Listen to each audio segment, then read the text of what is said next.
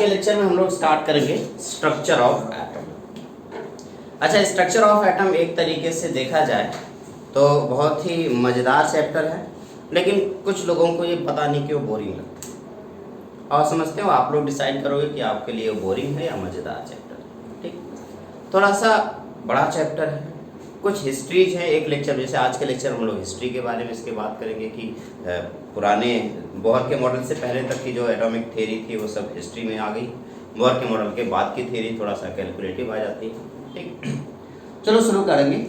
Heading डालें structure of atom, chapter है आपका, चैप्टर का नाम है स्ट्रक्चर ऑफ एटम। ओके, तो ये भाई साहब इनका क्या किया जाए? मार दिया जाए। राकेश, मार दिया जाए सर, मार दिया जाए। Yes sir. Structure of atom.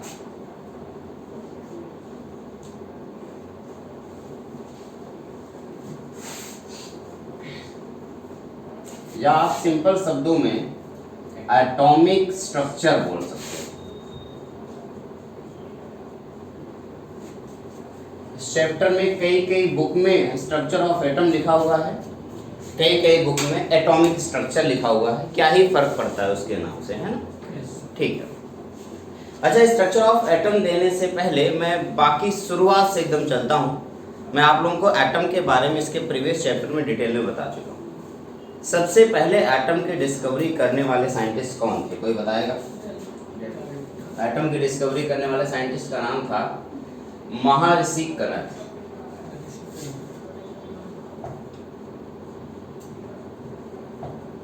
महर्षि कनद ने सबसे पहले स्ट्रक्चर के बारे में बताया था। जब उन्होंने स्ट्रक्चर बताया था उस टाइम को उस स्ट्रक्चर का नाम उन्होंने परमाणु रखा था। अगर आपको परमाणु के बारे में थोड़ी बहुत जानकारी है तो आपको पता चलेगा कि परमाणु देने वाले साइंटिस्ट थे हमारे महर्षि कनद। लेकिन अब चूंकि वो बहुत पुरानी बात है तो वेदों और उपन्यासों में वो चीज़ें मिलती हैं, लेकिन साइंस कहाँ उसे मानता है। तो हम लोग ने क्या किया, इनको थोड़ा सा, पहले के ज़माने में बेटा शिक्षा और दीक्षा में अंतर हुआ करता था और आज भी वैसा है। दीक्षा और शिक्षा में अंतर क्या है? दीक्षा का मतलब होता है ओरल नॉलेज और शिक्षा का मतलब होता है रिटन। अब मैं आपको लिखा रहा हूँ, आप लिख ले रहे हो, कल फिर से पढ़ लोगे, ये होगा आपका शिक्षा। ठीक है। दीक्षा का मतलब मैं यहाँ पे ज्ञान दे रहा हूँ और आप उसको ओरली सुन रहे हो और आराम से मस्त होकर के अपने दिमाग में बैठा रहे हो और कुछ दिनों के बाद उसी का मैं पेपर ले लेता हूँ, टेस्ट ले लेता हूँ, तो वो होती है दीक्षा। तो पहले जमान हुआ करता था, कोई रिटन एग्रीमेंट नहीं होता था कि आप सिग्नेचर करके दे दो। तो किसी ने बोल दिया कि हाँ मैं आपके बच्चे को पढ़ाऊँगा, फ्री में पढ़ाऊँगा, तो हाँ फ्री में पढ़ाऊँगा। ऐसा नहीं कि 10 दिन बाद पैसे मांगने लगूँ, नहीं। जवान होते थे, है ना? नाम सुना होगा, रघुकुल रीति सदा चली आई, प्राण जाई पर वचन न जाई। प्राण चला जाए लेकिन वचन नहीं टूटते थे उस जमाने में। तो महर्षि कनद ने जब ये बात की, ये परमाणु के बारे में लिखा था उस टाइम पे, या जो भी बताया था उस टाइम पे, पुराने तथ्य मिलते हैं, लेकिन इसके बारे में इतना ज़्यादा हम साइंस में यूज नहीं कर सकते। फिर कुछ दिनों के बाद 460 BC के आसपास, 460 BC के आसपास एक डेमोक्रिटस नाम का ग्रीक फिलोसोफर था। डेमोक्रिटस ने एटम को एक अलग नाम से बुलाया। ये 460 BC के आसपास आए थे, 460 BC के आसपास इन्होंने 460 BC। आप समझ गए BC का मतलब क्या होगा? Before Christ. जीसस क्राइस्ट के आने से 460 साल पहले हम लोगों ने ये शुरू किया। मतलब ये डेमोक्रिटस ने एटम के बारे में सेम महर्षि कनद वाला ही मॉडल वापस से रिपीट किया। अच्छा, महर्षि कनद का जो मॉडल था वो कहता है परमाणु की सबसे सूक्ष्मतम इकाई, पदार्थ की सबसे सूक्ष्मतम इकाई परमाणु कहलाती है। इन्होंने भी उसको ग्रीक में लिखा, the smallest particle of substance is known as atom. फिर इनके इस ग्रीक को ट्रांसलेट किया 1808 में जॉन डाल्टन ने 1808 में एक थियरी पेश की। उस थियरी का नाम था atomic theory of the matter. उसमें उन्होंने एटम के बारे में कुछ बातें की और जब एटम के बारे में उन्होंने बताया तो उस टाइम पे एटम के स्ट्रक्चर के बारे में बस उन्होंने थोड़ा सा प्रिडिक्ट किया था कि एटम कैसा दिखता होगा, लेकिन बहुत ज़्यादा नॉलेज उस टाइम पे भी नहीं था। फिर जॉन डाल्टन के जाने के बाद, इनकी थियरी फेल होने के बाद कुछ दिनों के बाद सब एटॉमिक पार्टिकल की डिस्कवरी हुई और अगली थियरी देने वाले साइंटिस्ट थे जे.जे. थॉमसन। जे थॉमसन ने अगले एटम के मॉडल के बारे में डिस्कशन किया था, लेकिन जे थॉमसन का मॉडल ज़्यादा दिनों तक चला नहीं। फिर आए थे रदरफोर्ड ने अपना मॉडल दिया, लेकिन इनका भी मॉडल फेल हुआ, तो बोहर्स एटॉमिक मॉडल आया। अगला जो मॉडल आया था वो था बोहर्स एटॉमिक थियरी। बोहर्स की एटॉमिक थियरी के बाद, बोहर की एटॉमिक थियरी जब फेल हुई तो सबसे आखिरी में एक थियरी दिया गया, इसे हम क्वांटम मैकेनिकल मॉडल बोलते हैं। क्या बोलेंगे? Quantum mechanical.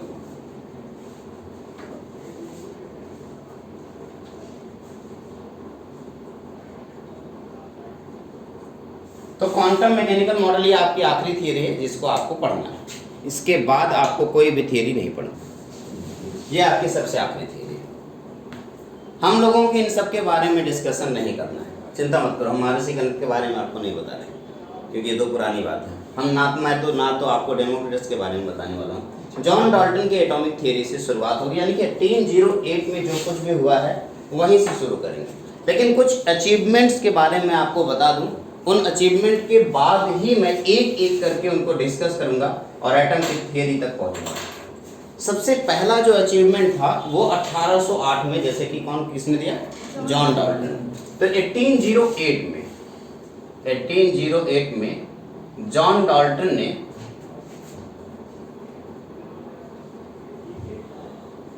डाल्टन ने नाम के साइंटिस्ट ने एटॉमिक थियरी ऑफ मैटर दिया। एटॉमिक थियरी ऑफ मैटर की एटॉमिक थियरी के बारे में 1808 में जॉन डाल्टन ने बताया। उसके बाद थोड़ा सा टाइम बीता तो 1830 में माइकल फैराडे आए थे। माइकल फैराडे का नाम तो आप लोगों ने सुना ही होगा।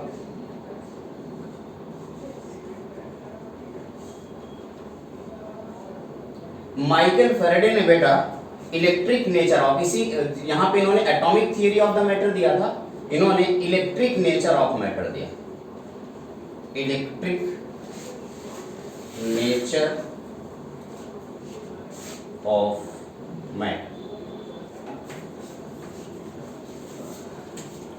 ये 1830 में इन्होंने दिया। उसके बाद थोड़ा सा टाइम और बीता तो 1879 में एक नए साइंटिस्ट आए जिनका नाम था विलियम क्रूक। विलियम क्रूक ने एक ऐसी चीज की डिस्कवरी की जिसके वजह से आज हम लोग ब्लूटूथ नामक टेक्नोलॉजी का यूज करते हैं। इन्होंने इस पूरे गैसेस के थ्रू इलेक्ट्रिसिटी को प्रोड्यूस करना बता दिया। उन्होंने कहा कंडक्शन ऑफ इलेक्ट्रिसिटी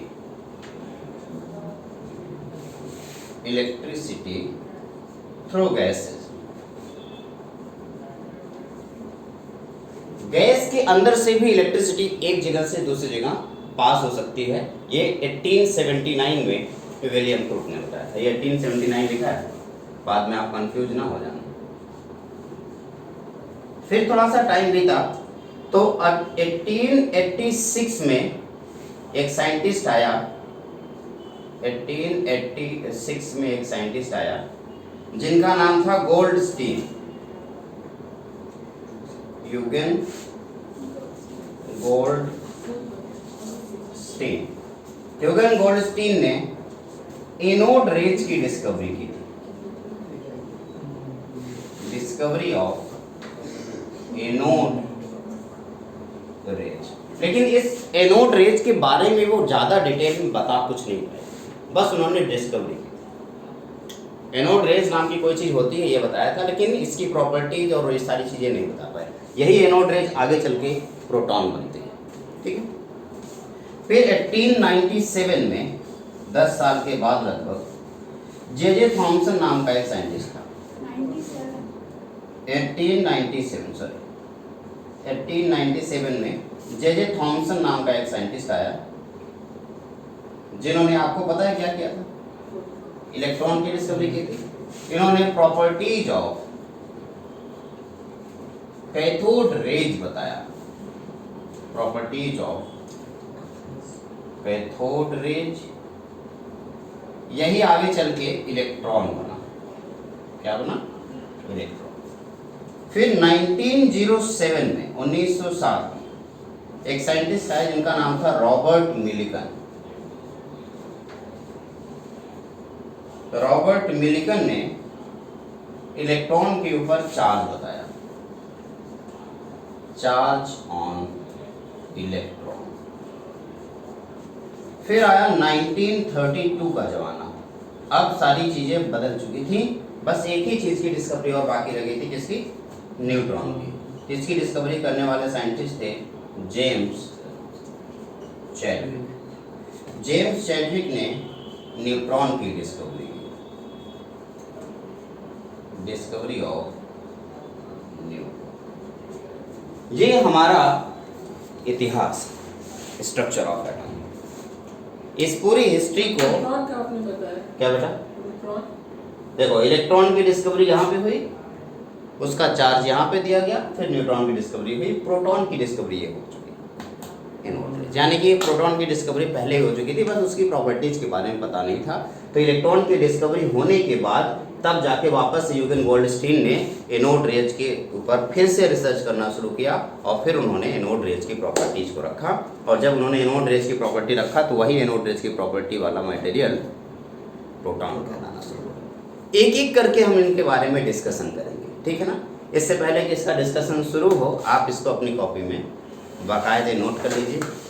फिर हम शुरुआत करेंगे किससे? 1808 यानी कि जॉन डाल्टन के एटॉमिक थियरी से शुरुआत करेंगे, ठीक है ना। ओके, नोट करें इसे। नोट कर लिया बेटा? इरेज कर दूं? ठीक है। तो एक एक करके हम इन सब के बारे में डिटेल में डिस्कस करेंगे। सबसे पहले शुरुआत हम करेंगे डाल्टन्स एटॉमिक थियरी से। तो पहले इसे इरेज कर देता हूँ।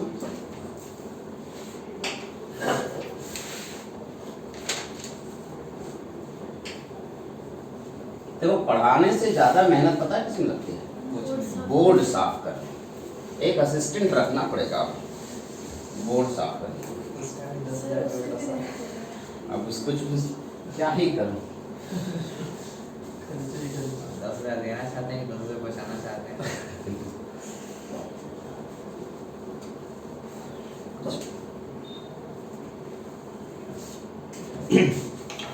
तो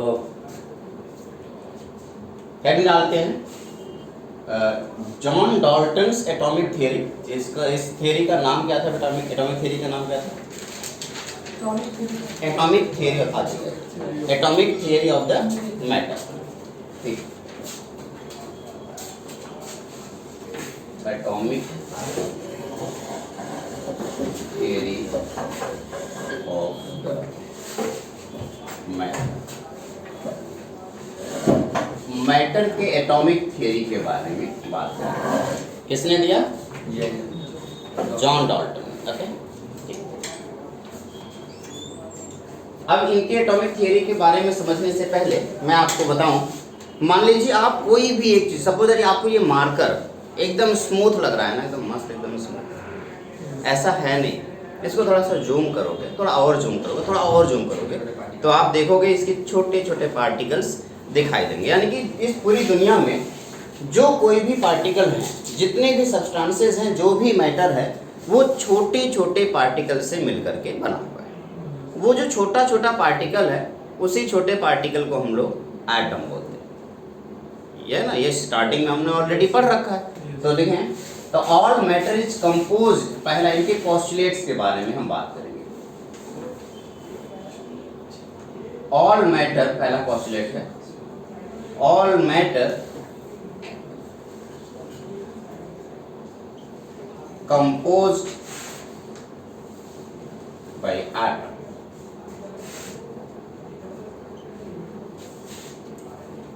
ठीक, अब क्वेश्चन है कि एटम है क्या? बताओ बेटा। Atom is smallest identical particle of matter. किसी भी मैटर का स्मॉलेस्ट आइडेंटिकल पार्टिकल क्या कहलाता है? एटम कहलाता है। तीसरी बात, अगर मान लो आप एटम के बारे में बात कर रहे हो तो क्वेश्चन ये है ना कि मान लो एक मैटर ले लिया, वो मैटर एटम से मिलके बना होगा, तो क्या जितने भी एटम उस मैटर के अंदर हैं क्या हर एक एटम एक ही जैसा होगा, आइडेंटिकल होगा या नहीं होगा? एक ही जैसा होगा। लेकिन मैं दो अलग अलग एटम ले, दो अलग अलग सब्सटेंस ले लूं। सपोज दैट मैं करूं मेरे पास ये कप है जिसमें चाय भरी हुई है इस कप को और इस मार्कर को देखो, इस कप का अपना एक छोटे छोटे एटम्स होंगे, इस मार्कर का अपना एक छोटा छोटा एटम होगा, दोनों से मिलके, इससे मिलके ये मार्कर बना है, इस वाले से मिलके ये कप बना है। तो क्या दोनों एटम एक ही जैसे होंगे या अलग अलग? अलग अलग होंगे। लेकिन इस कप के अंदर जितने एटम होंगे वो सेम होंगे, इस मार्कर के अंदर जितने एटम होंगे वो सेम होंगे, बट अगर इन दोनों को कंपेयर करोगे तो वो एटम अलग अलग दिखाई देंगे। तो लिखेंगे नेक्स्ट पोस्टुलेट है, all atoms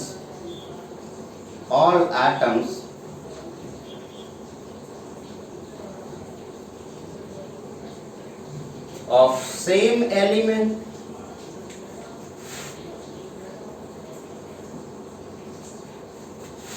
are identical.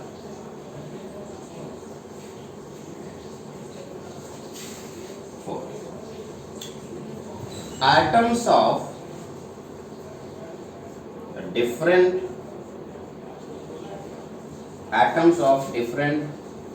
element or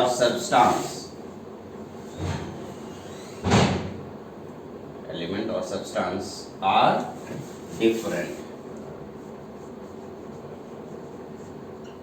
एक ही एलिमेंट है, उस एक एलिमेंट के अंदर हजारों एटम होंगे, वो हजारों एटम सब एक ही जैसे होंगे, बट अलग अलग अगर आपके पास एटम है तो अलग अलग सब्सटेंस है, तो सारे अलग अलग सब्सटेंस का जो एटम होगा वो अलग अलग होगा। ठीक है, नेक्स्ट पॉइंट, अगर आपसे पूछा जाए कि क्या एटम आपस में मिलकर के कुछ नई चीज बना सकते हैं, तो यही है, एटम आपस में मिलेंगे और एक कंपाउंड तैयार करेंगे। और मान लो एक मॉलिक्यूल तैयार है, तो उस मॉलिक्यूल के अंदर एटम्स का अगर रीअरेंजमेंट कर दिया जाए तो उस रीअरेंजमेंट की वजह से प्रोडक्ट बनता है, और इसी प्रोडक्ट के इस रीअरेंजमेंट से प्रोडक्ट बनने वाला जो प्रोसेस होता है उसे हम केमिकल रिएक्शन बोलते हैं। लिखें, rearrangement of atom, rearrangement of atom is known as chemical reaction.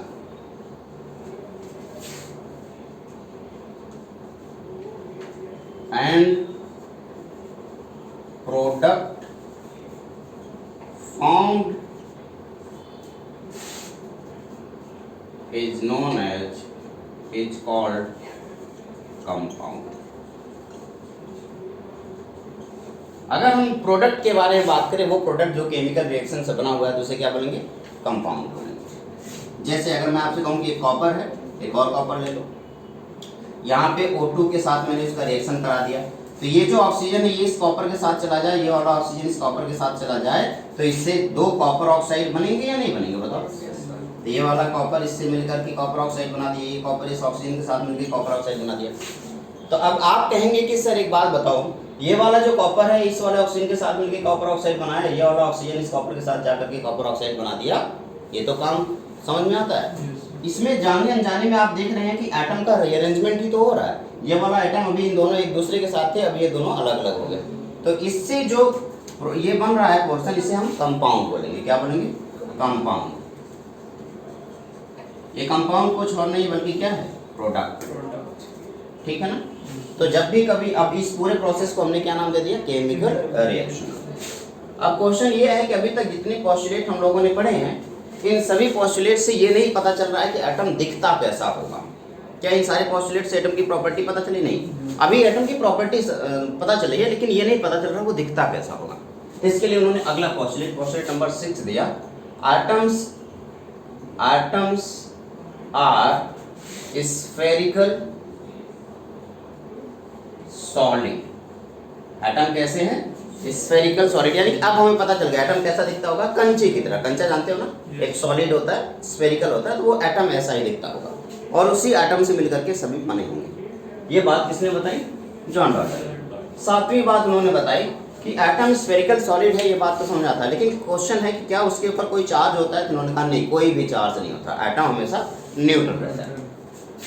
Atoms are electrically neutral. Atoms के ऊपर कोई भी चार्ज नहीं होता, एटम्स हमेशा इलेक्ट्रिकली न्यूट्रल होते हैं। और अगर एटम को आपस में मिला दिया जाए तो मॉलिक्यूल बनेंगे, और मॉलिक्यूल को आपस में मिला दिया जाए तो मैटर तैयार हो जाएगा। एटम से मॉलिक्यूल, मॉलिक्यूल से मैटर मिलता है। ये पूरा पोस्टुलेट रहा जॉन डॉल्टन। तो जॉन डॉल्टन के अकॉर्डिंग एटम कैसा दिखता होगा जरा बताओ? एटम ऐसा दिखता होगा, एकदम मस्त स्फीयर, है ना? ऐसे ही ढेर सारे स्फीयर आपस में मिले होंगे, सॉलिड स्फीयर आपस में मिलते होंगे, और इससे कोई भी सब्सटेंस तैयार होता होगा। इस एटम के अरेंजमेंट से कि ये एटम किस तरीके से अरेंज हो रहा है, इससे उस मैटर का शेप डिसाइड होता होगा, है ना? ये मैटर कैसा दिख रहा है, ये किस बात पे डिपेंड करेगा कि जो भी एटम है ये अरेंज कैसे हो रहे हैं, कुछ इस तरीके से। ये सब एटम होंगे और ये पूरा का पूरा मैटर। क्या मेरी बात अच्छे समझ आ गई ना? तो ओके, इसको अपनी कॉपी में नोट करें। तो हम जॉन डॉल्टन के एटॉमिक थ्योरी को अच्छे से समझ चुके हैं और वो क्या कहना चाहते हैं ये भी हमें अच्छे से पता चल चुका है। सब लोगों ने नोट कर लिया ना? ओके ठीक है। तो अब देखो जॉन डॉल्टन के अकॉर्डिंग एटम कैसा होता होगा बेटा? एक स्फीयर होता होगा, उस स्फीयर को तोड़ा नहीं जा सकता क्योंकि वो स्मॉलेस्ट पार्टिकल है, उसको बिल्कुल भी डिवाइड नहीं किया जा सकता, उसके ऊपर कोई चार्ज नहीं होता, वो अपने आप में एक पूरा का पूरा एटम है और उसे बिल्कुल भी अगर हम नहीं तोड़ सकते, कोई भी चार्ज नहीं होता, तो आप कह सकते हैं कि एक तरीके का यह बिल्डिंग ब्लॉक है। क्या है ये? बिल्डिंग ब्लॉक किसी भी मैटर के लिए। अच्छा, मामला तब तक तो अच्छा चल रहा था, लगभग 20 सालों तक इनकी इस खोज ने, इनकी इस थियरी ने काफ़ी हद तक अच्छा काम किया। लेकिन जैसे 1830 में माइकल फैराडे ने एक नई चीज़ की डिस्कवरी की, वो क्या था? Electric nature of the matter. उन्होंने, माइकल फैराडे ने जब electric nature of the matter की डिस्कवरी कर दी, उन्हें पता चल गया कि दुनिया में बहुत सारे ऐसे मैटर हैं जिसके अंदर से इलेक्ट्रिसिटी नाम या चार्ज नाम की कोई चीज़ फ्लो होती है, लेकिन उन्हें पता नहीं था वो चार्ज किस चीज़ का बना हुआ है। उन्हें बस इतना पता था कि चार्ज है, और वो ये नहीं पता था कि वो चार्ज किस चीज़ से बना हुआ है। ठीक है ना? बस ये पता था वो चार्ज है। इलेक्ट्रॉन की डिस्कवरी तो हुई नहीं थी, तो कैसे पता चले कि चार्ज कैसे बनता है? अभी तो हमें इलेक्ट्रॉन पता है, तो हम जानते हैं। सोचो इतना टैलेंटेड बंदा रहा होगा। एक मिनट रुको बेटा। तो माइकल फैराडे ने क्या किया? माइकल फैराडे ने चार्ज डिस्कवर करी। सोचो इतना टैलेंटेड बंदा रहा होगा कि इलेक्ट्रॉन की डिस्कवरी के बजाय इलेक्ट्रॉन की डिस्कवरी से बहुत साल पहले उन्होंने चार्ज नाम की कोई चीज़ डिस्कवर की, और उस चार्ज की खास बात ये थी कि उससे बहुत सारी पावर मिलती थी, एक नई चीज़, और उसकी हेल्प से उन्होंने एक बैटरी बनाई। बैटरी इलेक्ट्रॉन की डिस्कवरी से पहले बन चुकी, यानी कि हमें बैटरी मिल चुकी है, उस बैटरी से हम इलेक्ट्रिसिटी जनरेट कर सकते हैं, लेकिन वो बैटरी काम कैसे करती है किसी को नहीं पता, तो उन्होंने बैटरी बना ली। ठीक है, अब थोड़ा सा मामला आगे बढ़ा। अभी तक बैटरी की डिस्कवरी हो चुकी है, यानी कि अब हम लोग इन्वर्टर बनाना, इन्वर्टर की बैटरी हमें पता चल गई तो हम सिंपल चीज़ें बना सकते हैं। जैसे कि हम उस टाइम पे इक्विपमेंट आया था, पियानो वगैरह, ये सब बैटरी से बजते थे, बैटरी से चलते थे। ठीक है, तो वो सारी चीज़ें बन चुकी हैं। ये लगभग बात कई साल पहले की। अब सोचो 1830-1835 की बात मैं कर रहा हूँ, तो 1830-1835 में उस टाइम पे भगवान की बारे में बहुत ज़्यादा लोग विश्वास करते थे। वो साइंस का ज़माना नहीं था, वो भगवान का ज़माना था। और चूँकि मैं बात कर रहा हूँ अपने पश्चिमी देशों की, यानी कि अब आप समझ गए होंगे कि वहाँ पे क्रिश्चियंस ज़्यादा हैं। ठीक है, तो जो फादर लोग हैं चर्च में, वो उनका अपना मस्त बिजनेस चल रहा था। उनका ये कहना था, और उस टाइम पे तूफान बहुत तेज़ी से आते थे, बहुत तेज तूफान आता था, बहुत बारिश होती थी, बहुत सारे घर तबाह होते थे। आप लोगों को ये बात पहले से पता होगी कि 1830 1840 के आसपास बहुत तूफान आया करते थे। ठीक है, तो हुआ ये कि उस टाइम पे फादर लोग एकदम मस्त अपना बिजनेस एकदम बनाए हुए थे कि भगवान, और कोई भी मान लो कि आपका आज अचानक से तूफान आया और आपका घर गिर गया, तो फादर क्या बोलेंगे, तुम बहुत बड़े पापी हो, तुम्हारे पाप की वजह से भगवान गुस्सा हुए हैं और गॉड का कहर सिर्फ तुम्हारे घर के ऊपर टूटा है, बाकी आसपास में किसी के घर के ऊपर क्यों नहीं गिरा। बहुत लोग एकदम नतमस्तक हो जाते थे, जाकर के वहाँ पे अपना जितना भी गुनाह किए होते थे जाके कबूल करते थे, और भगवान का ये बिजनेस बहुत मस्त चल रहा था।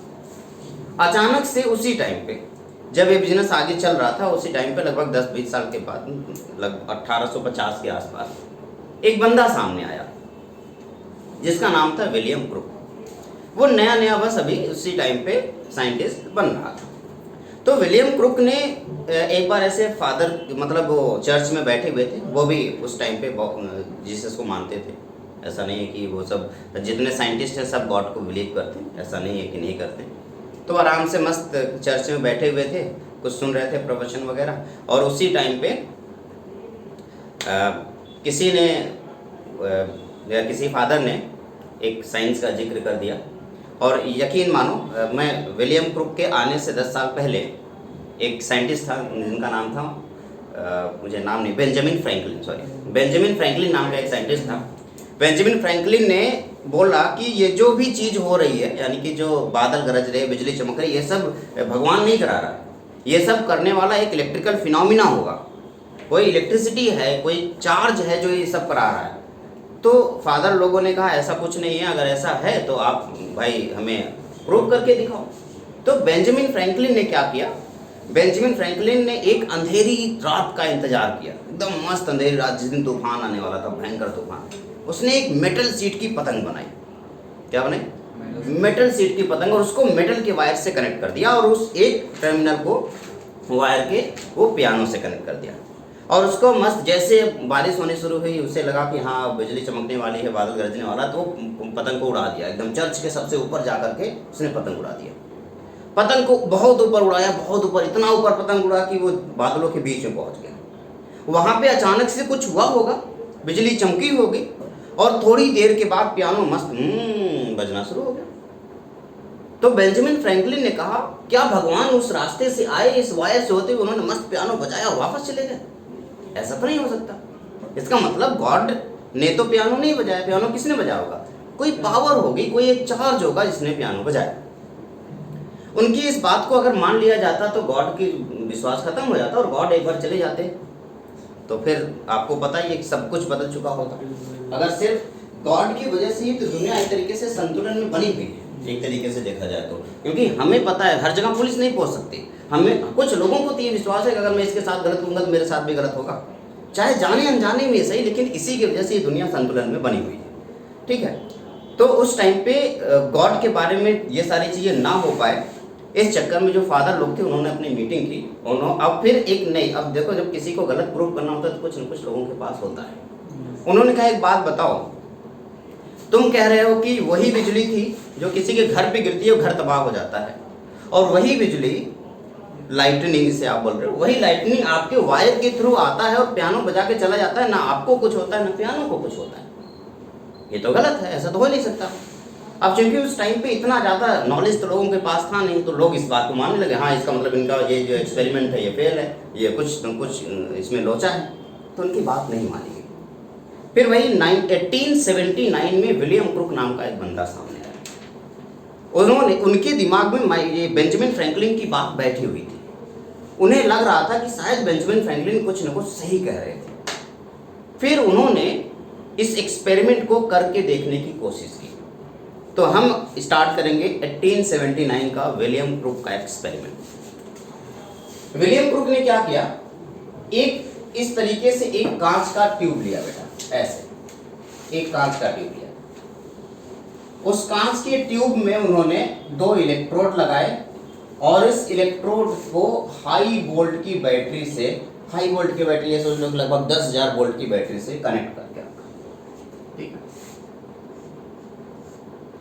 तो ये नेगेटिव, ये पॉजिटिव टर्मिनल है, ये नेगेटिव टर्मिनल है। तो ये पूरी तरीके से पॉजिटिवली चार्ज होगा और ये पूरी तरीके से नेगेटिवली चार्ज होगा। ऐसा कुछ हुआ होगा। जैसे उन्होंने 10,000 वोल्ट का करंट यहाँ पे लगाया, 10,000 वोल्ट बहुत बड़ा होता है। आपको पता है हमारे पास 240 वोल्ट का ये करंट आता है और हम अगर गलती से उंगली डाल दिए तो हो जाएंगे, उठेंगे थोड़ी, उठ ही जाएंगे हमेशा के लिए।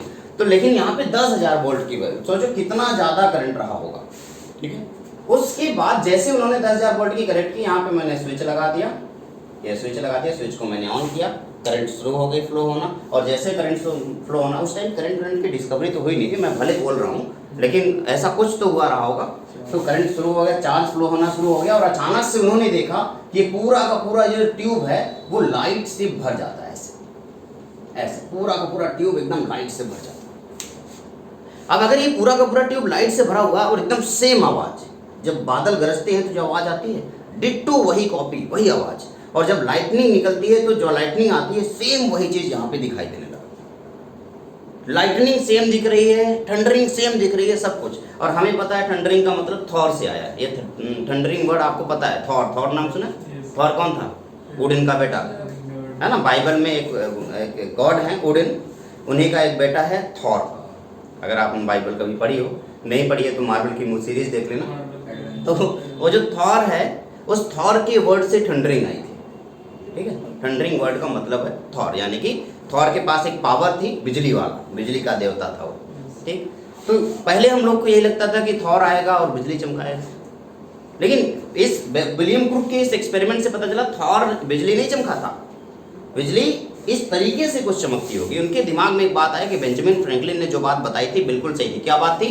उन्होंने कहा था शायद दो बादल होते होंगे, दोनों बादलों के पास अपोजिट चार्ज होता होगा, जैसे कि बैटरी के पास होता है। आपको पता है ना, इन्वर्टर की बैटरी में दो टर्मिनल होते हैं, एक पॉजिटिव एक नेगेटिव। अगर आप दोनों टर्मिनल को उठाओ और एकदम ऐसे टच कराओ तो क्या होगा? स्पार्किंग होगी, और इस स्पार्किंग के साथ साथ एक लाइट निकलेगी और लाइट के साथ साथ एक आवाज भी आएगा, है ना, स्पार्क का। अगर वही बहुत बड़े अमाउंट में किया जाए तो उसी को थंडरिंग और लाइटनिंग बोलते हैं।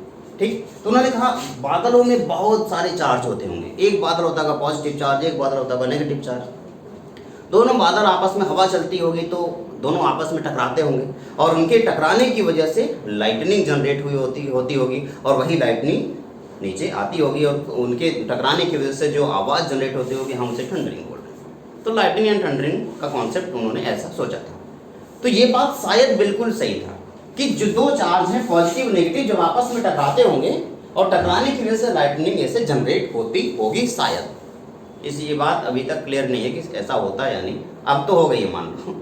अब तो हम लोगों के पास सरफेस केमिस्ट्री नाम की एक चैप्टर है, इसमें ये पूरा डिटेल में सिखाया जाता है आर्टिफिशियल बारिश कैसे कराते हैं। हॉलीवुड मूवीज़ में ना मस्त हम हीरो हीरोइन वगैरह भीग रहे होते हैं तो आर्टिफिशियल बारिश होती है, वो कैसे कराई जाती है। ऐसा नहीं फुहारा लेके डाल रहे हैं, ऐसा नहीं होता, आर्टिफिशियल बारिश होती है। तो आपने सुना होगा तानसेन नाम का एक बंदा था, सुना? जब वो तानसेन तान चढ़ाते थे तो बारिश होने लगती थी। तो वो गलत नहीं, वो सारी कहानियाँ सही। आर्टिफिशियली बारिश कराया जा सकता है, जब चाहो जहाँ चाहो आप बारिश करा सकते हो, बस आपके पास एक वॉइस फ्रिक्वेंसी मैच होनी चाहिए, आपके पास ऐसी पावर होनी चाहिए। टेस्ला नाम के साइंटिस्ट थे, उन्होंने ये डिस्कवरी की थी। कौन सा? टेस्ला। तो इनके बारे में बताऊंगा कभी समय आने पे, लेकिन फिलहाल के लिए अब हम विलियम क्रूक के एक्सपेरिमेंट की बात करें। अभी विलियम क्रूक ने एक्सपेरिमेंट कर लिया, लेकिन एक प्रॉब्लम थी।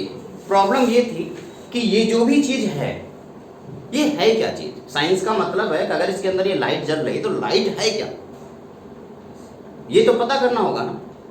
ऐसे आवाज़ क्यों आ रही है, ऐसे लाइटनिंग क्यों दिख रही है, उसके अंदर मटेरियल कौन सा है, आप इसके बारे में बताओ। विलियम क्रूक ने अपने एक्सपेरिमेंट में इसके बारे में कुछ भी नहीं बताया, कुछ बता ही नहीं पाया। फिर 1997 में जे थॉमसन नाम का एक साइंटिस्ट आया। जे थॉमसन ने इसी एक्सपेरिमेंट को वापस से रिपीट किया। तो हम लोग अभी पढ़ेंगे, विलियम क्रूक का एक्सपेरिमेंट हो चुका है, हम इसी एक्सपेरिमेंट को एक बार वापस से रिपीट करेंगे, लेकिन अच्छी तरीके से, पूरी तरीके से समझ के, क्योंकि विलियम क्रूक ने तो सिंपली ये पूरा का पूरा प्रोसेस किया था।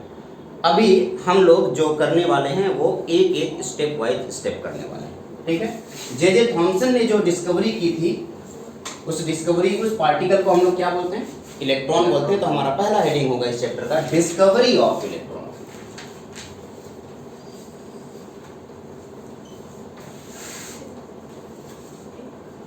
ठीक है, आओ देखते हैं डिस्कवरी ऑफ इलेक्ट्रॉन। इस इलेक्ट्रॉन की डिस्कवरी कैसे होती है? सुनो, हुआ ये, टाइम काफ़ी बीत चुका था, फादर लोग एकदम चरम पे चल रहे थे, मस्त एकदम हीरो बने हुए थे। फिर से एक बार जे थॉमसन भी गॉड को मानते थे, जीसस क्राइस्ट को मानते थे। फिर से एक बार ऐसे हुआ, चर्च में ऐसे स्पीच चल रहा था, उसी बीच में फादर ने गलती से कुछ बोल दिया होगा साइंटिस्ट के बारे में, जे थॉमसन को बुरा लग गया। जे थॉमसन को जब बुरा लगा तो जे थॉमसन ने उनसे पूछा कि आप देखो गॉड के बारे में जो कुछ बोल रहे हो, हम तो कुछ नहीं बोल रहे हैं, लेकिन इसका ये बिल्कुल मतलब नहीं कि आप साइंस की बुराई करो। तो उन्होंने कहा क्यों ना बुराई करें भाई।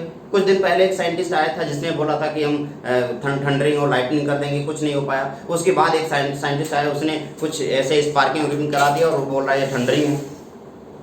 अगर ऐसा है तो आप मुझे लैब में प्रॉपर तरीके से क्रिएट करके हर एक चीज़ बताओ ना उसके बारे में कि वो क्या चीज़ है, तब मैं मानूं। जे थॉमसन ने ये प्रपोजल उनका एक्सेप्ट किया, लेकिन एक शर्त पे। शर्त क्या थी?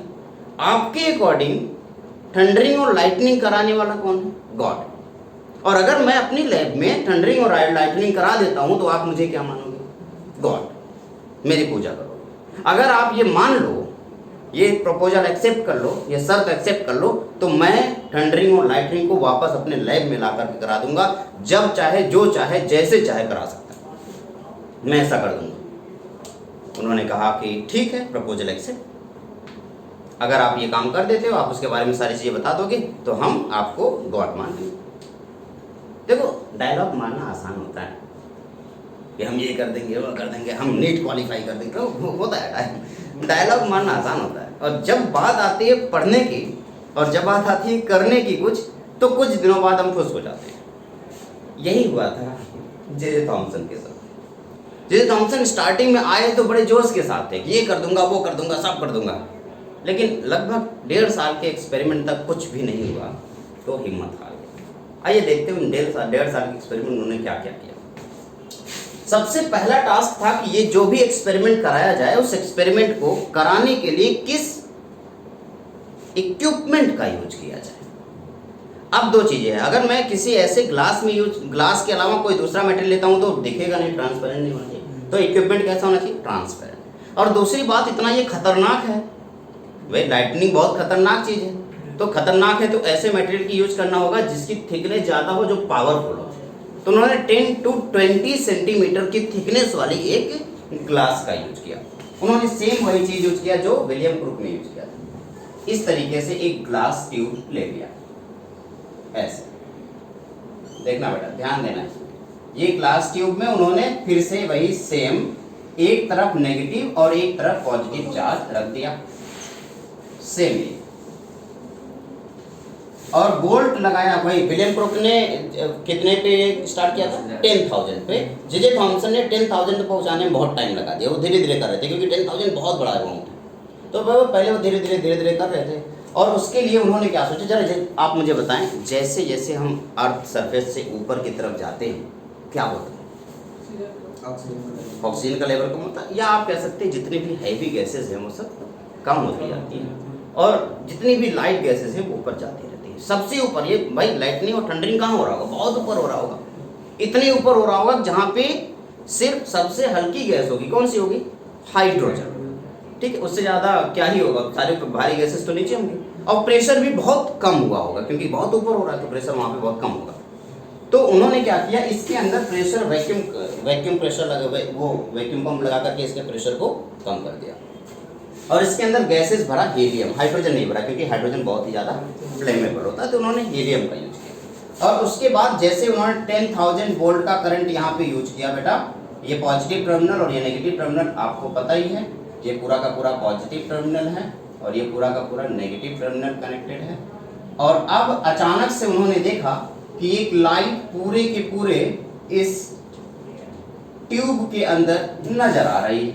अब मुझे बताना जरा, ये जो लाइट इस ट्यूब में पूरा एकदम नजर आ रही है, तो अगला टास्क उनका क्या होता है कि ये जो लाइट है, इस लाइट को वापस से पता करना कि ये है क्या। ये एक्सपेरिमेंट नंबर 1, एक्सपेरिमेंट नंबर 1, पहला एक्सपेरिमेंट है, लाइट बन चुकी है। अब बताओ उस लाइट, वो लाइट जो है क्या सच में लाइट है या नहीं है, ये पता करने के लिए उन्होंने एक्सपेरिमेंट नंबर 2 किया। जो सेकंड एक्सपेरिमेंट है, उस सेकंड एक्सपेरिमेंट से ये पता करना है कि वो लाइट है नहीं है। लाइट पता करने के लिए बताओ क्या करें? कोई भी चीज़ लाइट है ये पता करने के लिए हमें लाइट की प्रॉपर्टी पता होनी चाहिए। लाइट की एक प्रॉपर्टी होती है, वो हमेशा स्ट्रेट लाइन डायरेक्शन में ट्रेवल करती है। ये बात तो आपको क्लास 6 में पढ़ाया गया था कि लाइट स्ट्रेट लाइन डायरेक्शन में ट्रेवल करती है। तो अगर हमें ये पता चल जाए कि स्ट्रेट लाइन डायरेक्शन में ही ट्रेवल कर रही है तो हम समझ जाएंगे कि ये लाइट है, यही ना। उन्होंने एक्सपेरिमेंट किया। अगला जो एक्सपेरिमेंट था वो कैसा था, इसे हम क्रॉस एक्सपेरिमेंट का नाम दे सकते हैं या क्रूज एक्सपेरिमेंट का नाम दे सकते हैं। आप क्रूज बोलो या क्रॉस। क्रूज जानते हो क्या होता है? क्रूज जानते हो? नहीं। जीसस क्राइस्ट को जिसके ऊपर लटकाया गया था उसे क्रूज, जीसस क्रूज बोलते हैं। और हम लोग सिंपल शब्दों में यूज करेंगे क्रॉस, ठीक है। अब जरा देखो क्या करना है। ये जो आपको इलेक्ट्रोड दिख रहा है, ये इलेक्ट्रोड कुछ इस तरीके से होता है, प्लेट। हमें ये पता करना है जो भी लाइटनिंग आ रही है वो किस तरफ से आ रही है, पॉजिटिव टर्मिनल से या नेगेटिव टर्मिनल से। तो इसके लिए बीच में अगर मैं ऐसे क्रॉस रख दूं, देखो अगर मैं ये बीच में क्रॉस रख दूं तो ये जो क्रॉस है इसका अगर इमेज यहाँ से यहाँ बनेगा तो इसका मतलब क्या होगा कि लाइट किधर से आ रही है, इस तरफ से। और अगर इसकी इमेज यहाँ बनेगी तो इसका क्या मतलब होगा, लाइट किधर से आ रही है, इस तरफ से। ये है आपका एनोड। क्या है ये? एनोड। और ये क्या है बेटा? कैथोड। तो अगर आपसे ये पूछा जाए कि ये अब पता करो कि ये लाइट किधर से आ रही है, तो हम लोगों ने ये एक्सपेरिमेंट किया। और जब ये एक्सपेरिमेंट हुआ तो इस एक्सपेरिमेंट से हमें एक नई चीज़ पता चली, और वो ये था कि इसका यहाँ पर एक इमेज तैयार हो रही। अगर इमेज एनोड पे बन रही है तो इसका यही मतलब है कि लाइट किधर से आ रही होगी, नेगेटिव टर्मिनल से, ठीक है। तो अब क्वेश्चन ये है कि जो भी लाइट नेगेटिव टर्मिनल से आ रही है, जो भी लाइट नेगेटिव टर्मिनल से आ रही है, हम इस लाइट रेज को कैथोड रेज का नाम देंगे। क्यों कैथोड रेज का नाम दे रहे हैं? क्योंकि वो कहाँ से आ रही है, कैथोड रेज, ठीक है। तो इनका कंक्लूजन क्या हुआ इसका? at high voltage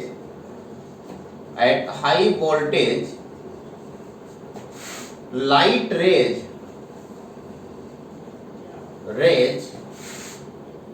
travel from cathode to anode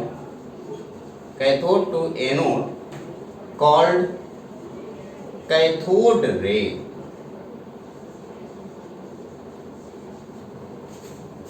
क्या कहलाएगा ये? Cathode rays. तो ये जो रेज मिल गई ये कौन सी रेज है बेटा? कैथोड रेज, ठीक है ना। एक्चुअली क्या यही रेज थी जो विलियम क्रुक ने ऑलरेडी डिस्कवर कर लिया था? पहले ही थी, बस उसके बारे में बता नहीं पाए थे, लेकिन थी तो वही ना, सेम ट्यूब है, सारी चीजें सेम है। तो इसलिए हम जब भी हम कैथोड रेज के डिस्कवरर के बारे में बात करते हैं तो उनका नाम लेते हैं विलियम क्रुक। कैथोड रेज की डिस्कवरी किसने की थी? विलियम क्रुक ने की थी। लेकिन उसकी प्रॉपर्टी बताने वाले साइंटिस्ट कौन है? जे थॉमसन, ठीक है। तो अब उन्होंने कहा ये कैथोड रेज है, और कैथोड रेज हम इसलिए बोल रहे हैं क्योंकि वो कहाँ से निकल रही है? कैथोड से निकल रही है। और इस ट्यूब को, ये जो ट्यूब है, इस ट्यूब को and tube called cathode ray tube, इसे हम लोग CRT के नाम से जानते हैं। ये वही CRT है जिसकी वजह से टेलीविजन बन पाया। अगर ये नहीं होता तो शायद टेलीविजन नहीं बन पाता। इसे पिक्चर ट्यूब बोलते हैं। क्या बोलते हो? Picture tube. CRT पहले बहुत बड़ा हुआ करता था, ये लगभग 1 मीटर 2 मीटर का होता था, अभी छोटा सा होता है। अभी पिक्चर ट्यूब बहुत छोटा सा होता है। और अब इसका यूज, अब इसीलिए तो LED आ चुकी है। पहले देखो टेलीविजन जो आती थी एकदम ऐसे पीछे की तरफ निकली होती थी ना, बीच में CRT लगता, पिक्चर ट्यूब लगता था, छोटा सा यहाँ पिक्चर ट्यूब लगता था। अभी बहुत छोटा हो गया। जितना छोटा पिक्चर ट्यूब बनता जाएगा उतनी ज़्यादा छोटी चीज टेलीविजन आएगा। तभी टेलीविजन एकदम बहुत पतली सी टेलीविजन है, ठीक। ओके, तो LED या LCD के नाम से हम लोग जानने लगे। तो ये जो पूरा है ये सिर्फ CRT की वजह से। ये जो ट्यूब है, इस ट्यूब को क्या नाम दूं बेटा? ये ट्यूब तुम्हारा क्या हो गया? CRT, यानी कि कैथोड रे ट्यूब। नहीं, ये रोज रेज थोड़ी, ये पूरा का पूरा ट्यूब है ना, ये CRT हो गया, कैथोड रे ट्यूब। अच्छा, अब एक और क्वेश्चन ये है, हमें ये पता करना है क्या ये सच में लाइट है या कुछ और है।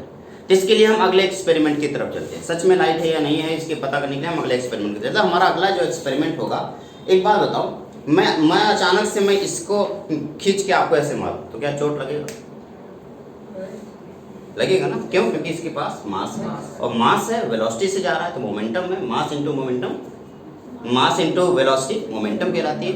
मोमेंटम पर यूनिट एरिया या पर यूनिट टाइम फोर्स कहलाता है, और force per unit area pressure कहलाता है। ये आपको पता है। तो इससे आपको फोर्स तो लगेगा अगर मैं खींच के मारूं, है ना। जितना ज़्यादा मास होगा, जितनी ज़्यादा वेलोसिटी होगी, उतना ज़्यादा फोर्स होगा। न्यूटन का यही तो लॉ है कि अगर आप छोटी सी चीज़ को ज़्यादा वेलोसिटी देके मारोगे तब भी उतना ही फोर्स लगेगा, चाहे बड़ी चीज़ को कम वेलोसिटी से मारो तब भी उतना ही फोर्स लगेगा, है ना। तो हमने एक छोटा सा मास है, उसको हम बड़ी वेलोसिटी के साथ फेंकें आपको तो चोट लगेगा। लेकिन मैं ऐसे ही टॉर्च मारूंगा आपके चेहरे, एकदम अचानक से मैं ऐसे टॉर्च चला दूँ तो क्या चोट लगेगा? बड़ी तेजी से चोट लगेगा क्या टॉर्च से? नहीं। जबकि लाइट की स्पीड तो 3 × 10⁸ मीटर पर सेकेंड, बहुत ज़्यादा है, तो क्यों नहीं चोट लग रही है? उसमें मास शायद ना होगा, इस वजह से चोट नहीं लग रही, यही ना। ओके, शायद ऐसी कुछ बात होगी, उसके बारे में बाद में डिस्कशन करेंगे।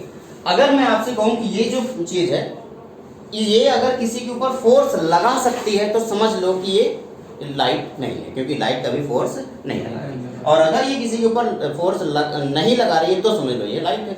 ये पता करने के लिए उन्होंने एक्सपेरिमेंट नंबर 3 किया। एक्सपेरिमेंट नंबर 3 देखो क्या है एक्सपेरिमेंट नंबर 3। इस एक्सपेरिमेंट नंबर 3 में सेम इस तरीके से हमने एक ट्यूब लिया, बस अंतर इस ट्यूब में ये है बेटा कि इस बार हम लोगों ने एक रोटेटिंग व्हील का यूज किया। किसका? Rotating wheel. अब यहाँ पे हम लोगों ने एक रोटेटिंग व्हील रख दिया। ले, अब लाइट किधर से आ रही है? नेगेटिव टर्मिनल से लाइट आ रही है। अब नेगेटिव टर्मिनल से जो लाइट आ रही है वो ऑब्वियसली इससे टकराएगी, और टकराने के बाद अगर इसके ऊपर प्रेशर लगा रही है तो प्रेशर लगाने की वजह से तो ये आगे बढ़ेगा, और अगर ये आगे बढ़ेगा इसका मतलब इसे फोर्स लग रहा है, और अगर आगे नहीं बढ़ा इसका मतलब कोई फोर्स नहीं लग रहा।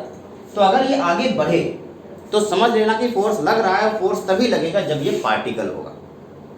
लेकिन अगर ये आगे नहीं बढ़े तो समझ लेना कि फोर्स नहीं लग रहा है। फोर्स नहीं लग रहा है इसका मतलब ये वेव है, पार्टिकल नहीं, ठीक है, यानी कि ये लाइट है।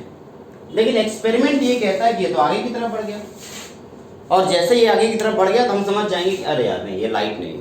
अभी पहले एक्सपेरिमेंट में हमने देखा कि वो लाइट है, और अगला एक्सपेरिमेंट कहता है कि ये लाइट नहीं है। यानी कि आप इससे कंक्लूजन निकालोगे, इससे जो कंक्लूजन निकलेगा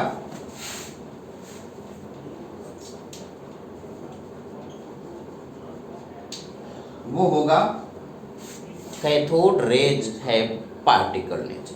क्या होगा? कैथोड रेज है पार्टिकल नेचर। अच्छा, अगर ये पार्टिकल नेचर है तो क्वेश्चन ये है कि पार्टिकल के ऊपर तो चार्ज भी हो सकता है। वो पॉजिटिव चार्ज हो सकता है, नेगेटिव चार्ज हो सकता है, या न्यूट्रल हो सकता है। ये पता करने के लिए कि ये चार्ज है, क्योंकि चार्ज की डिस्कवरी ऑलरेडी हो चुकी है, तो ये पता करने के लिए चार्ज है या नहीं है, इसके लिए हम मैग्नेटिक फील्ड का एक और एक्सपेरिमेंट करेंगे। लेकिन इससे पहले हम अगला एक्सपेरिमेंट करें, आप इसको अपनी कॉपी में नोट करो, ठीक है। ये तीनों एक्सपेरिमेंट पहले नोट कर लो, फिर जाके अगला एक्सपेरिमेंट इरेज कर रहा हूँ। चलो, हमारा अगला टास्क है ये पता करना क्या इसके ऊपर कोई चार्ज है या नहीं। कैसे पता चलेगा चार्ज है या नहीं? देखो, चार्ज पता करने का सब सिंपल सा तरीका है, क्योंकि हमें पता है ना बैटरी बन चुकी है, बैटरी बन चुकी है, तो उस बैटरी का यूज हम कर सकते हैं, या मैग्नेट का यूज करता है। हम उस टाइम पे जब बैटरी बनी थी तो ऐसा पता चल रहा था कि दुनिया में बहुत सारी चीज़ इसके ऊपर चार्ज है, वो मैग्नेट में अपना पाथ डेविएट हो जाती है। वो सीधे रास्ते में चल रही है, अचानक से मैग्नेट लगा दोगे तो अपने पाथ से डेविएट हो जाएगी। तो वो किसकी वजह से हो रहा था? मैग्नेट की वजह से। तो मैग्नेट अगर हम यूज करें तो मैग्नेट से हमें पता चल सकता है कि उसके ऊपर कोई चार्ज है या नहीं है। मैग्नेटिक फील्ड या इलेक्ट्रिक फील्ड से हमें ये पता चल सकता है। जैसे मैं चाहता हूं कि ये पता करो कि इसके ऊपर कोई चार्ज है या नहीं, तो तुम क्या करोगे? इसके बगल में एक ऐसा चार्ज ला के रख दो, और अगर ये इससे रिपेल हो जाए तो समझ जाना कि ये कैसा है, और अगर ये इससे अट्रैक्ट हो जाए तो समझ जाना है नेगेटिव चार्ज है, ठीक है। तो ये पता करने के लिए कि ये चार्ज है या नहीं है, जे थॉमसन ने एक अलग एक्सपेरिमेंट किया, एक्सपेरिमेंट नंबर 4। उन्होंने एक और ज्यादा हाई वोल्टेज की बैटरी अपोजिट डायरेक्शन में ऐसे लगा दिया। मान लो यहाँ पे उन्होंने ऐसे लगा दिया, ये आपका नेगेटिव चार्ज और ये यहाँ पे पॉजिटिव चार्ज, ठीक है ना। ये पॉजिटिव प्लेट लगा दिया, ये नेगेटिव प्लेट लगा दिया, सेम चीज़ है, फिर से प्योर एक्सपेरिमेंट, कोई अंतर नहीं। अब अगर आपसे पूछा जाए कि आपको ये तो पता चल चुका है ना कि लाइट या फिर जो रेज है वो कहाँ से आ रही है, नेगेटिव टर्मिनल से, यानी कि कैथोड से, और अगर कैथोड से रेज आते जाए इधर चली जाएगी, तो हम क्या सोचेंगे कि वो जो चार्ज है वो कैसा है, पॉजिटिव चार्ज है, और अगर वो नीचे की तरफ आ जाए तो हम सोचेंगे कि वो नेगेटिव चार्ज है। तो एक्चुअली जो रिजल्ट दिखा वो कुछ इस तरीके से दिखा, वो जो सीधे लाइटें जा रही थी, जब हमने प्लेट लगाया तो प्लेट लगाने के बाद वो लाइट किसकी तरफ बेंड हो गई, पॉजिटिव प्लेट की तरफ आ गई।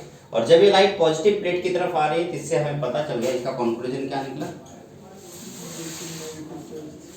कैथोड रेज, ये जो कैथोड रेज हम लोगों ने बोला था, कैथोड रेज जो भी पार्टिकल नेचर पे रखती है और उसके ऊपर चार्ज क्या है, negative charge. Cathode rays are, cathode rays are negative charge particle. Cathode rays कैसा है, नेगेटिव चार्ज पार्टिकल। और अब क्वेश्चन ये है कि अगर ये नेगेटिव चार्ज पार्टिकल है तो मास होगा, नहीं तो पार्टिकल होगा नहीं। और अगर चार्ज नेगेटिव है तो कितना है, ये दो टास्क अभी है। यकीन मानो जे थॉमसन काफ़ी सालों तक प्रैक्टिस किए, बहुत ज़्यादा कोशिश किए, लगभग 6, 7, 8, 9 साल 10 साल प्रैक्टिस किया उन्होंने, कोशिश किया इसे सॉल्व करने का, लेकिन वो इलेक्ट्रॉन के ऊपर चार्ज नहीं निकाल पाए। फिर उन्होंने इलेक्ट्रिक और मैग्नेटिक फील्ड को एक साथ कनेक्ट करके एक एक्सपेरिमेंट किया, और उस एक्सपेरिमेंट से उन्हें स्पेसिफिक चार्ज पता चल गया। क्या पता चला, स्पेसिफिक चार्ज ऑन इलेक्ट्रॉन। वो जो स्पेसिफिक चार्ज है उसको हम बोलते हैं Q/m। Q का मतलब चार्ज बाई मास रेशियो, उसकी वैल्यू आई थी -1.7 × 10⁻11 कूलम पर किलोग्राम। उन्होंने बस ये कैलकुलेट किया। ये क्या है बेटा, स्पेसिफिक चार्ज। वो स्पेसिफिक चार्ज के अलावा बाकी कुछ कैलकुलेट नहीं कर पाए, यानी कि अगर वो चाहते एग्जैक्ट मास एग्जैक्ट चार्ज निकालना तो शायद मुश्किल होता, वो निकाल नहीं पाते, ठीक। लेकिन उन्होंने स्पेसिफिक चार्ज कैलकुलेट कर लिया।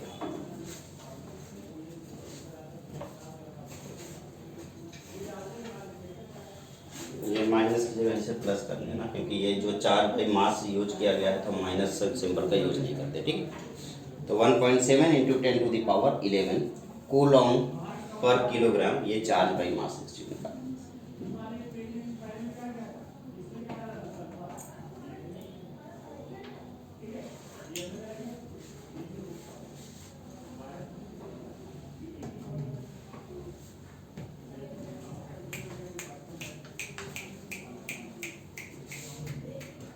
अब आए, अभी हमें पता चल चुका है इलेक्ट्रॉन, इसका नाम आगे चल के क्या पढ़ा गया, कैथोड रेज का इलेक्ट्रॉन, से कैथोड रेज को आगे चल के इलेक्ट्रॉन नाम दिया गया।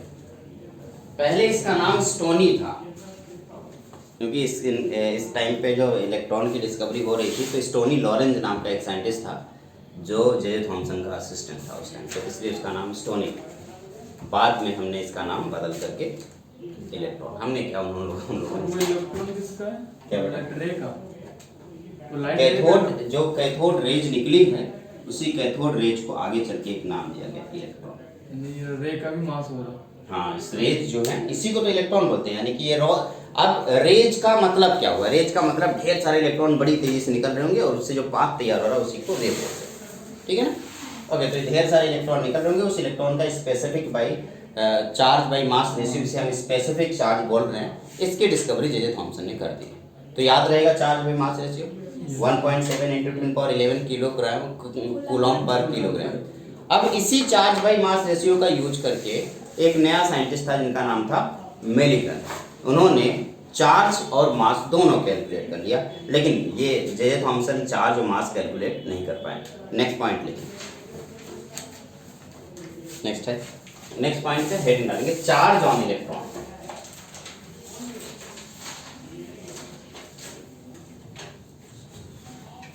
मैं इस एक्सपेरिमेंट को कराने वाला नहीं हूं, बस मैं आपको इतना बता दूं, ऑयल ड्रॉप एक एक्सपेरिमेंट है। एक्सपेरिमेंट का नाम है ऑयल ड्रॉप एक्सपेरिमेंट। ये कुछ आपको ऐसे एनसीईआरटी में दिखा नजर आएगा, ऑयल ड्रॉप एक्सपेरिमेंट, ये देखो, ठीक है। इस ऑयल ड्रॉप एक्सपेरिमेंट की हेल्प से मिल्टन ने चार्ज ऑन इलेक्ट्रॉन कैलकुलेट करता है। हेडिंग डालो, charge on electron.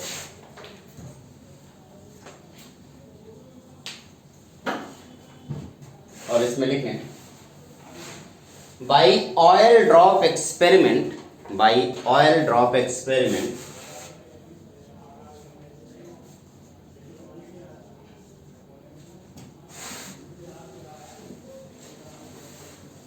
Robert Millikan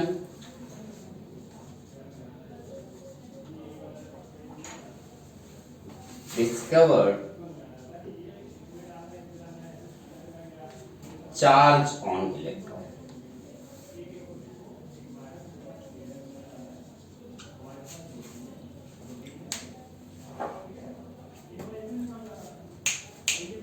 और वो जो चार्ज ऑन इलेक्ट्रॉन आया उसको उन्होंने सिंबल दिया ई, ठीक है। तो आप जब चार्ज ऑन इलेक्ट्रॉन आया तो उसको ई सिंबल दिया और उसकी वैल्यू निकल के आई। कोई किसी को याद हो तो बता दो। माइनस हे चार्ज ऑन इलेक्ट्रॉन, तो ये तो पता होगा ना कि कब से पढ़ते आ रहे हो। 1.7 into 10 power 11। ये स्पेसिफिक चार्ज है, लिखा हुआ है 1.067 1.067 into 10 to the power minus 19। -19। अच्छा, 1.6 होता है। Charge on electron, charge on proton दोनों बराबर होते हैं, इसको आपको याद रखना। 1.6 into 10 to the power -19 Coulomb. Oil drop experiment से मिलिकन ने इलेक्ट्रॉन के ऊपर चार्ज निकाल लिया। अब जरा आप मुझे बताओ, ये जो पोर्शन है ये क्या है? Charge by mass. E by M की वैल्यू आपको पता है कितना है? 1.7 into 10 to the power 11 Coulomb पर किलोग्राम, ठीक। और अगर हमने E बाई एम की वैल्यू पता है और E की वैल्यू आपको पहले से पता है, तो क्या M की वैल्यू कैलकुलेट कर सकते हो? Yes, sir. तो जल्दी से मुझे M की वैल्यू कैलकुलेट करके बताओ। M की वैल्यू आ जाएगी 1.7 into 10 to the power 11 divided by 1.6 into 10 to the power minus 19।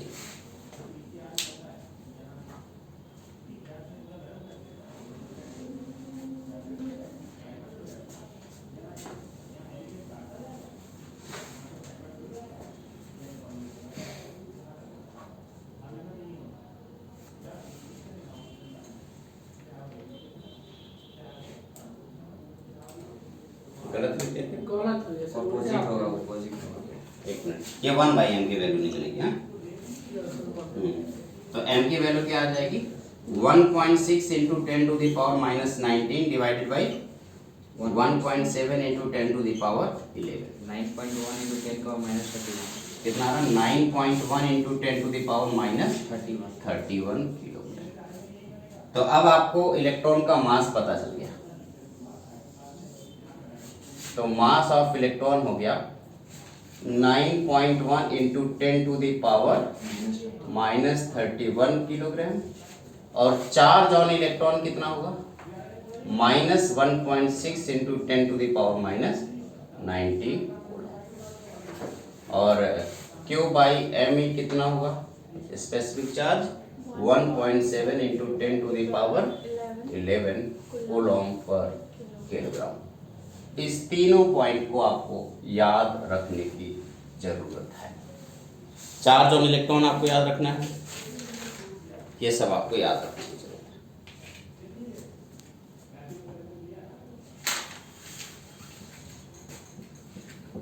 अब देखो, जेम्स चैडविक का एक्चुअली जो एक्सपेरिमेंट था वो पूरी तरह से सक्सेस नहीं हुआ था। बस अंतर सिर्फ इस बात का था कि ज़बरदस्ती उन्होंने प्रूव कर दिया कि हाँ हमारे पास भी एक टेक्नोलॉजी है, हमारे पास भी एक एक्सपेरिमेंट है। वो एक्सपेरिमेंट से हमने भी एक नया पार्टिकल डिस्कवर किया है। वो पार्टिकल का नाम उन्होंने दिया था प्रोटॉन। वो प्रोटॉन का एग्जिस्टेंस तब प्रूफ हुआ जब रदरफोर्ड ने अपना एक्सपेरिमेंट किया था। लेकिन इनकी बात इसलिए माननी पड़ी क्योंकि इसके पहले जॉन डाल्टन ने एक मॉडल दिया था। उस मॉडल में एटम न्यूट्रल था। और इलेक्ट्रॉन की जो डिस्कवरी हुई एटम के अंदर से आई है, तो अगर एटम के अंदर नेगेटिव चार्ज है तो एटम न्यूट्रल कैसे हो सकता है? इसका एक ही मतलब है कि एटम के अंदर पॉजिटिव चार्ज भी होगा।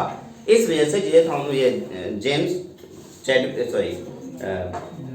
गोल्डस्टीन की बात को लोगों ने मान लिया। लेकिन discovery of proton,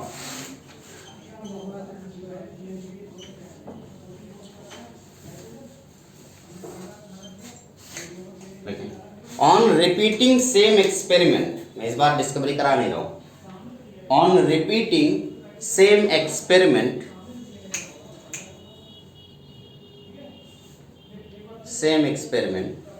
on repeating same experiment by किसने रिपीट किया? Goldstein, by Goldstein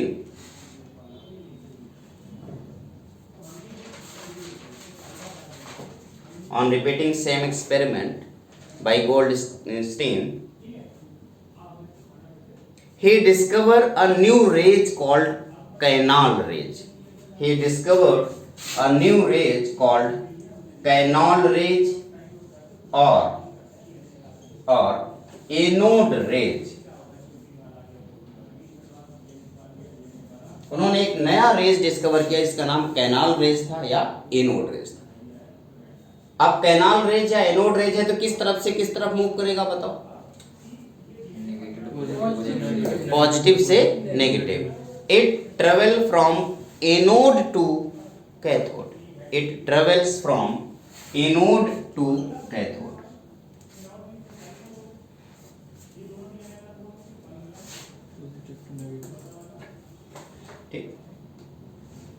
This anode rays called proton.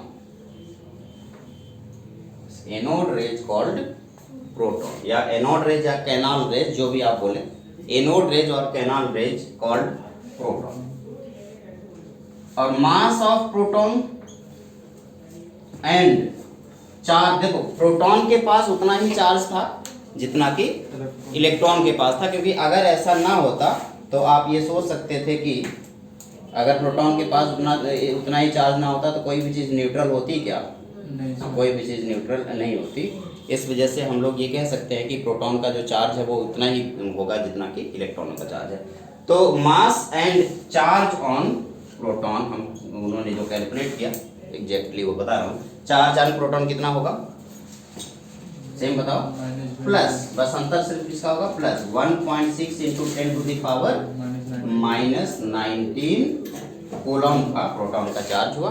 मास इसका हुआ 1.67 into 10 to the power -27 kilogram. ठीक, कोई दिक्कत? नोट करें इसे।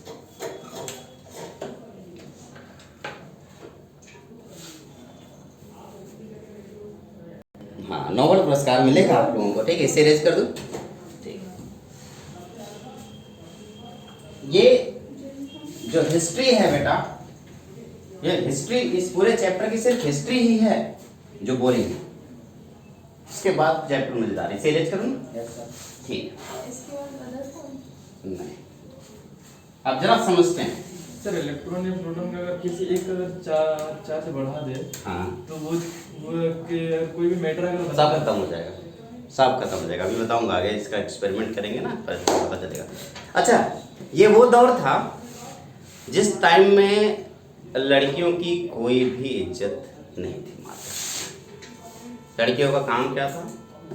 सिर्फ घर में बैठना, चूल्हा बर्तन करना, चौका बर्तन करना, झाड़ू मारना, पोछा लगाना और बच्चे पैदा करना। इसके अलावा कुछ भी, वो मनोरंजन का एक साधन थे लड़कों के लिए। उस दौर में अचानक से एक लड़की उभर करके सामने आती है और पहली बार पढ़ाई करती है, वो भी पूरी स्कूल में सारे लड़के हैं, वो अकेली लड़की बैठ करके पढ़ रही है। बहुत एम्बेरसिंग फील हो रहा था उसे, लेकिन उसने पढ़ाई की। उनका नाम था मैडम क्यूरी। मैडम क्यूरी ने काफ़ी जज्बे के साथ, काफ़ी लगन के साथ पढ़ाई किया और वो एक फिजिसिस्ट बनी। चलो उनकी स्टोरी बाद में कभी देखेंगे। अब वो फिजिसिस्ट बन चुकी हैं और उस टाइम पे एक हेनरी बैक्वेरल नाम का बंदा था जिसने रेडियो एक्टिविटी की डिस्कवरी की थी। हेनरी बैक्वेरल ने रेडियो एक्टिव एलिमेंट डिस्कवर किया था जिसका नाम था यूरेनियम। बहुत ही खतरनाक एक्सपेरिमेंट था और बहुत ही खतरनाक एलिमेंट था। उससे अल्फा, बीटा और गामा 3 पार्टिकल निकल रहे थे। उन्हीं की लैब में काम करने के लिए, असिस्टेंट के तौर पे काम करने के लिए जाती हैं मैडम क्यूरी।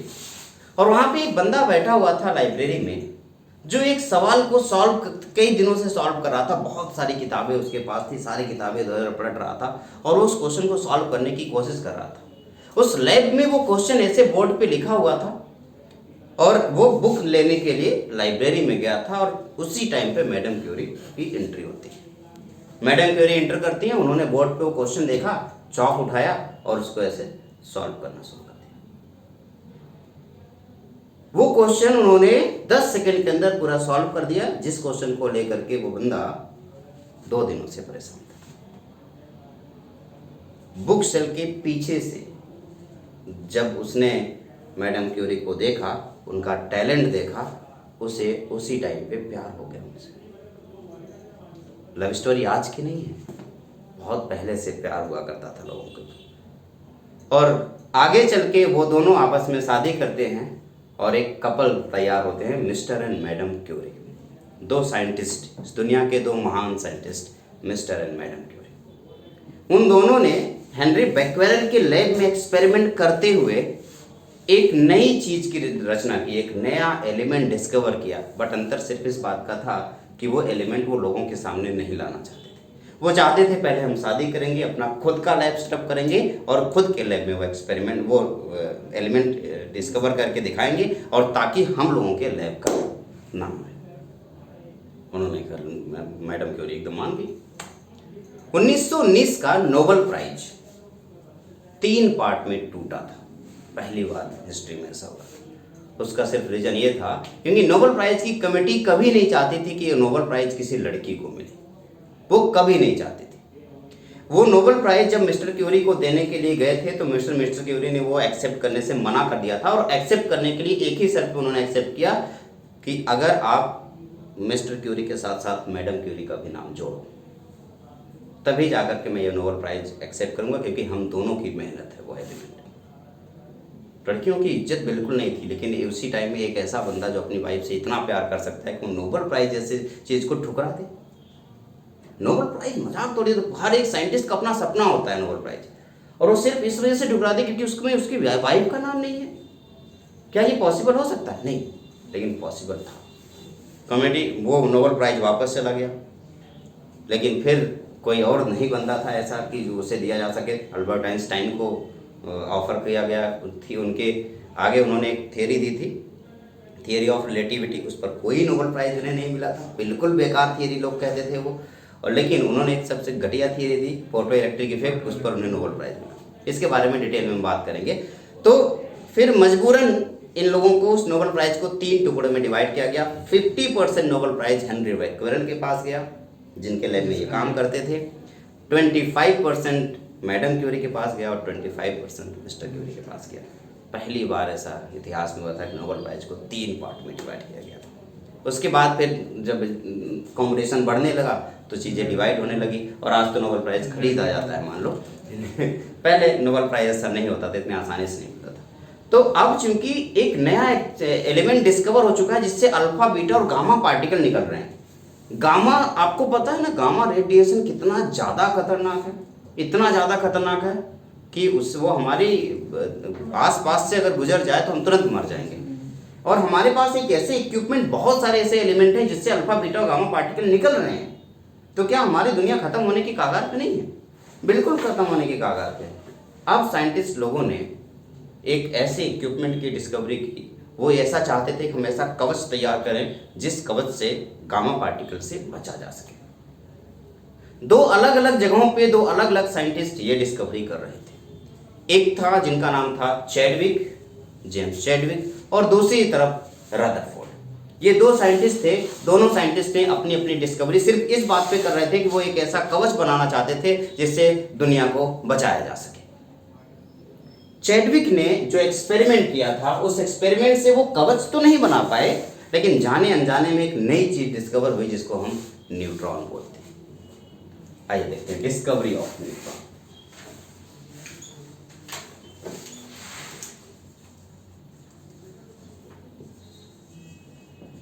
न्यूट्रॉन की डिस्कवरी जब उन्होंने की थी तो उन्होंने ऐसे अल्फा पार्टिकल लिया, ढेर सारे अल्फा पार्टिकल लिए, उसे अल्फा स्कैटरिंग एक्सपेरिमेंट बोलते हैं। देखो दो टाइप के अल्फा स्कैटरिंग एक्सपेरिमेंट है, एक चैडविक ने किया था और एक रदरफोर्ड ने किया। तो चैडविक ने अल्फा स्कैटरिंग एक्सपेरिमेंट बेरिलियम की रॉड के ऊपर किया। ये कौन सी रॉड है? ये बेरिलियम की रॉड ले लिया उन्होंने। वैसे उन्होंने बहुत सारे एक्सपेरिमेंट किए थे, तो ये आप बेरिलियम की रॉड है और इस बेरिलियम की रॉड के ऊपर अल्फा पार्टिकल बड़ी तेजी से आकर के टकरा रहे हैं। ये देखो, ये अल्फा पार्टिकल है, ये अल्फा स्कैटरिंग में बेरिलियम के ऊपर अल्फा पार्टिकल की स्कैटरिंग कराएगी। ये अल्फा पार्टिकल आकर के इसके ऊपर टकराते हैं।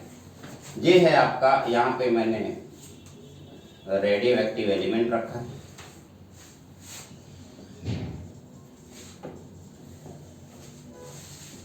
इस रेडियो एक्टिव एलिमेंट से अल्फा पार्टिकल आते हैं, टकराते हैं और टकरा करके देखते हैं कि यहाँ पे बहुत सारे छोटे छोटे पार्टिकल्स ऐसे निकल रहे हैं। अब क्वेश्चन ये है, ये जो छोटे छोटे पार्टिकल पीछे से निकल रहे हैं वो क्या है? या तो इलेक्ट्रॉन होंगे या तो प्रोटॉन होंगे। तो ये पता करने के लिए कोई इलेक्ट्रॉन है या प्रोटॉन है, उन्होंने क्या लगाया? समझ गए होंगे, चार्ज पता करने के लिए क्या करते हैं? इलेक्ट्रिक फील्ड लगाते हैं। इलेक्ट्रिक फील्ड में अगर ये पॉजिटिव की तरफ जाता तो क्या होता? इलेक्ट्रॉन। और अगर वो नेगेटिव की तरफ जाता तो क्या होता? लेकिन ये किसी भी तरफ नहीं गया। ऐसा लग रहा है जैसे हनी सिंह का गाना सुन रहा, आज फ्लो है पानी पानी, और सीधे निकल गया। अगर ये ना इधर गया ना इधर गया, ये सीधे डिफ्यूज हो रहा है, एकदम रैंडम मोशन करते हुए डिफ्यूज होके चला गया, मस्त। तो जल्दी से मुझे बताओ, क्या इसके ऊपर कोई भी चार्ज है? कोई भी चार्ज नहीं। यानी कि एक नया पार्टिकल गलती से डिस्कवर हुआ और इस पार्टिकल का नाम पड़ा, ये न्यूट्रल है, इस वजह से इसका नाम पड़ा न्यूट्रॉन। अब जब ये न्यूट्रॉन है तो ये हुआ, क्वेश्चन आया, न्यूट्रॉन की डिस्कवरी 10 साल 20 साल बाद हुई थी। उसका रीजन क्या है? क्योंकि इलेक्ट्रॉन प्रोटॉन डिस्कवर हो चुका था, एटम न्यूट्रल हो चुका था, तो न्यूट्रॉन की जरूरत ही क्या थी?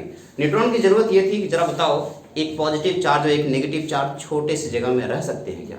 वो तो आपस में एक दूसरे से अट्रैक्ट हो जाएंगे और सब खत्म हो जाएगा। उन्हें रखने के लिए बीच में कोई डंडा लेके खड़ा होना चाहिए ना, ताकि मिलने ना। तो वो कौन है?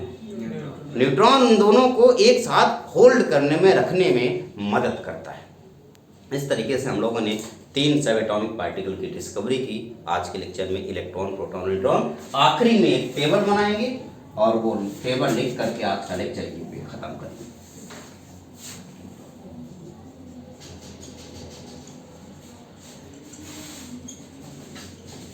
यहाँ पे सब एटॉमिक पार्टिकल लिख रहा हूँ और एक तरफ उसका सिंबल लिखूंगा, और जहाँ पे उसका रिलेटिव चार्ज से charge, relative charge,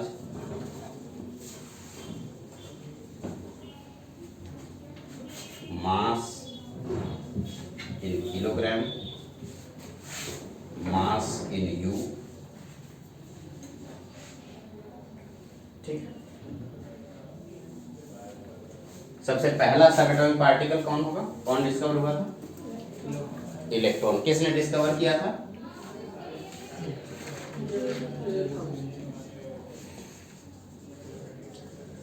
J Thomson. Symbol उसका क्या है? Electron by J Thomson. Symbol क्या है? ई। चार्ज क्या है? नेगेटिव। चार्ज क्या है? -1.6 into 10 to the power -19 coulomb. Relative charge होता है -1। मास है इसका 9.1 into 10 to the power -31 kilogram. Mass kilogram में, यू में इसका मास 0 मानते हैं। इलेक्ट्रॉन के बाद अगला नंबर आता है प्रोटॉन का। प्रोटॉन की डिस्कवरी किसने की थी? गोल्डस्टीन ने। और इसे किससे रिप्रेजेंट करेंगे? P से। इसके ऊपर जो चार्ज होगा +1.6 into 10 to the power -19 coulomb का, इसे +1 बोलते हैं। मास इसका है 1.67 2 इंटू 10⁻⁻27 रिलेटिव मास को मान लेते हैं। अब अगला है सबसे न्यूट्रॉन। न्यूट्रॉन किसने किया था बताओ? चैडविक।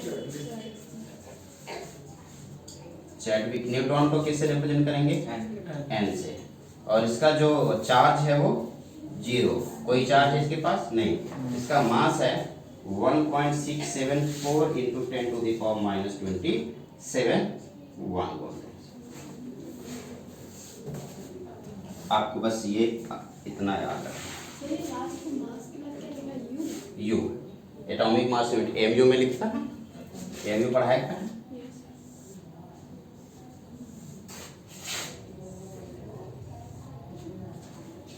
आपके ये नोट